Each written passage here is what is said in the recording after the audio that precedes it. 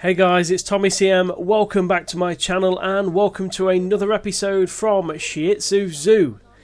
In the last episode, we put in a camel habitat over here, along with the shelter and the zookeeper's backstage area. We also added another staff area over there. We added a gazelle and zebra habitat, with a viewing gallery and again another backstage area for the keepers over there. We also did a few bits and bobs. We started off the safari. Now this is going to be one big project that is part of this series, so that's part of what I'm going to be cracking on with in this episode. And then I'm also going to be looking at this space just here for another exhibit. So yeah, be sure to stick around. If you do enjoy the video, please do give it a thumbs up and consider subscribing if you are new. And yeah, I'll be back shortly once I've got a bit of an update.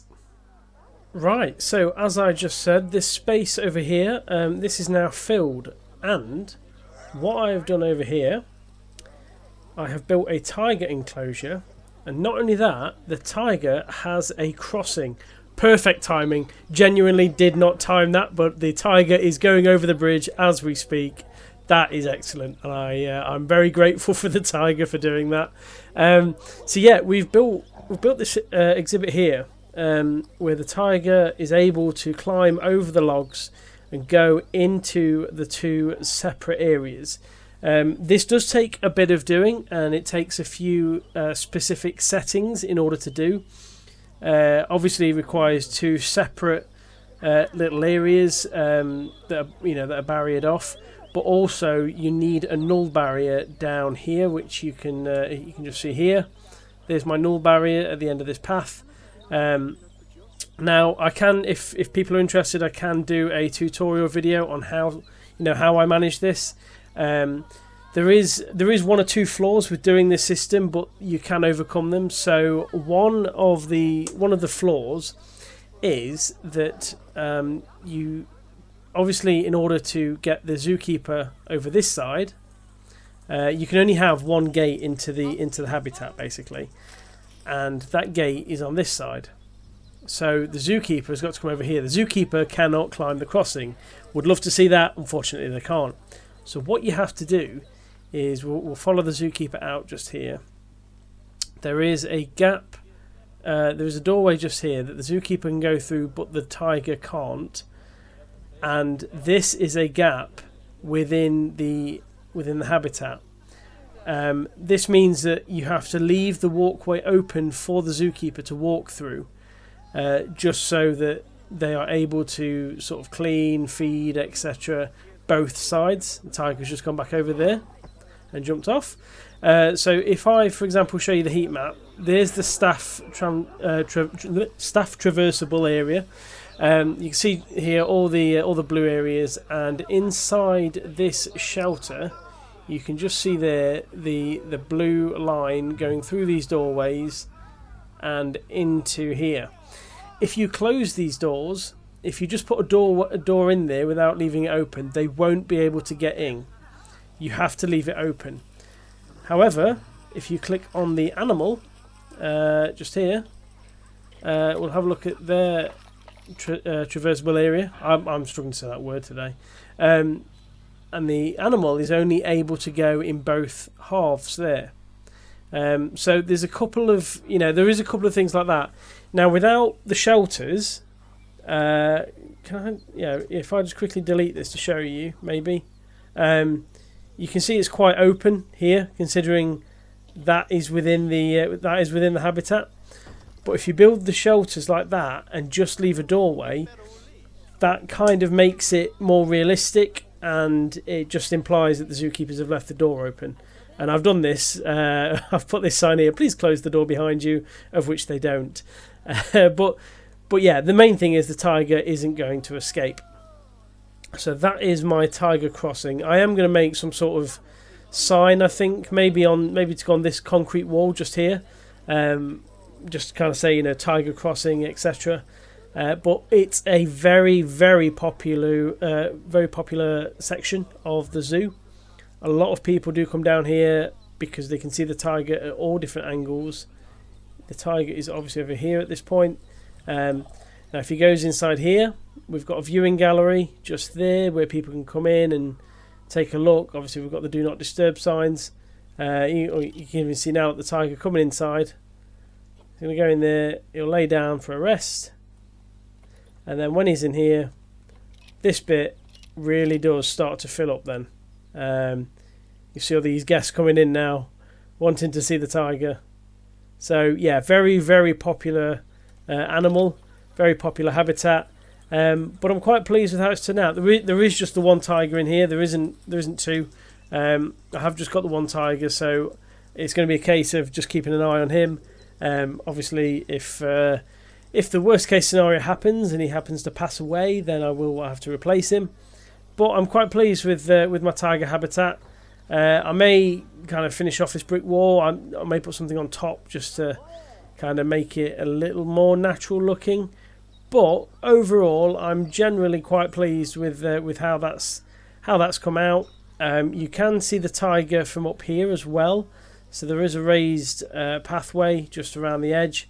So there is a lot of good viewing areas for this tiger. The guests are very happy with this habitat. This is probably the best one I've made so far, which is understandable. I've only made 4 habitats and I'm slowly getting better and better at them. So yeah, that's my tiger crossing area. As I say, I may create a tutorial video on how to build a crossing area so you can do it. It doesn't have to be for a tiger. You can do it for all sorts. You can do it for bears. You can do it for whatever. Any animal that can climb these logs. That's probably the main thing, is that the animal can climb the log and go over. You can make your bridge in a different way. I've just kind of kept it a bit simple. But yeah, any sort of animal that can climb these, you can make a bridge for and a crossing. And it does make for quite a nice, unique sort of area for your zoo. So yeah, that's my tiger crossing. I will now move on to making the first sort of area of the safari. It'll probably just be this little corner here, maybe just like a little sort of like smaller area just to kind of start the safari off, and then that'll be it for this episode. So yeah, I'll see you again very shortly. I've got a bit of a problem.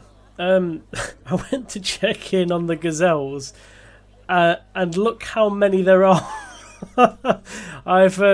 I've not been keeping track of these. I know I knew they were breeding quite a lot, but I didn't think it was to sort of this extent. Now, if I just check the habitat, sorry, if I just click on the animal, there is 42 gazelles. As you can see there, another one in the top corner has matured. We're now at 43.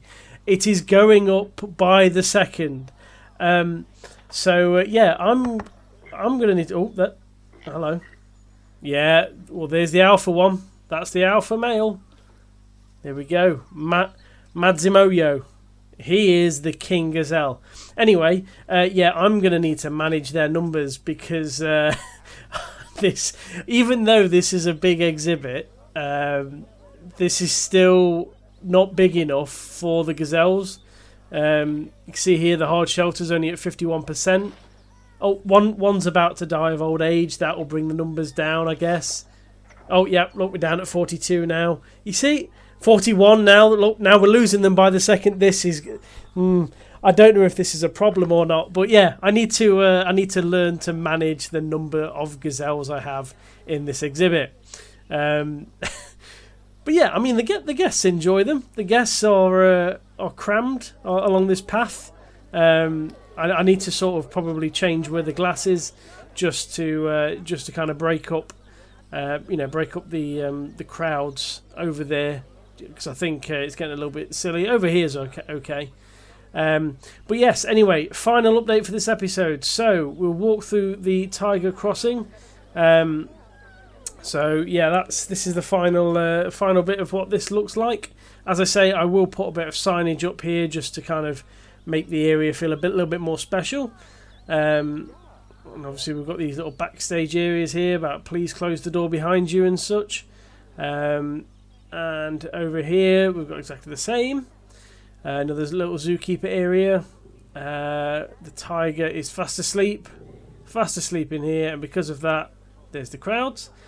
And then, yeah, so if we head around the back here, we get to the safari. So I've been learning about the safari ride on this game. It's not as easy to build as it is on Planet Coaster. I'm not going to lie. So what I've had to do to get it to test, I have to complete the track. So this isn't what the final layout is. I just wanted to test the first habitat down there.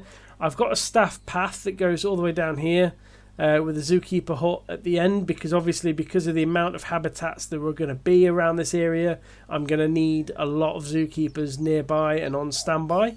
So that's why that is there. And I think the bridge looks quite nice at the end anyway. Then I've got a bit of fencing around here. So we'll go and join the queue. And what I've done is I've started off down here. I've put a little bit of water. I've got some of this buffalo grass. That's it. I was trying to think of a name for it. This buffalo grass, which I think is one of the best pieces in the game. Really, really start to use the buffalo grass. It makes such a difference to areas. So I've got this buffalo grass and some water down here. Nice mixture of trees and plants. Over here we've got a little sign: welcome, please respect our residents. And yeah, so here's the truck complete with pink fluffy dice. Yeah, here's the truck going into the first habitat, which is, drum roll, where are they? There's two in here, and there's one fast asleep. It's a rhino. It's a rhino that is absolutely shattered. So yeah, this is my little rhino habitat. It's not massive. There's one bathing in water down there, look, as you can see. He's having a jolly good time. But yeah, so this is my rhino habitat. This is the first one that they go round on the safari. Now these aren't going to be exactly the same as normal habitats, because there isn't sort of, walking guest area around here. This is going to be strictly for the safari ride. So yeah, there's no guest walkway to think about. I've got a bit of a custom shelter just here. Nothing exciting. Yeah, it's literally just a roof with some grass and hay on the floor. We've got some rock piles. We've got some enrichment toys. We've got a nice mixture of trees, and I've tried to keep the ride kind of around the edge, but enough to get a lot of chances to see the animal, depending on where it is. Because obviously, if they're in the shelter, that's going to be unfortunate. But you can see the animal there, and you'll go around, and as you come back round over here, you'll get to see it again from a distance. So that's kind of the thought process. I've got an electric fence going through there. I don't know if that's overkill or not, but I've gone for it anyway.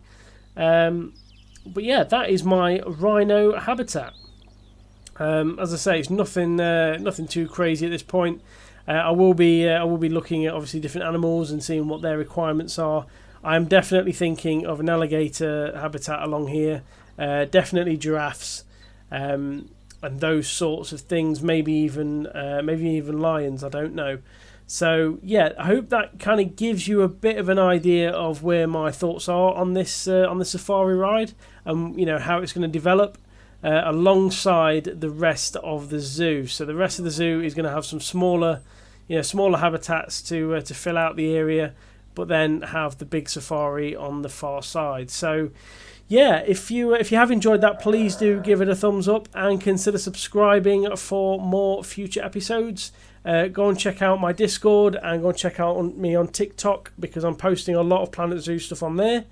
And yeah, other than that, I shall see you in the next episode. Thank you very much for watching. Goodbye.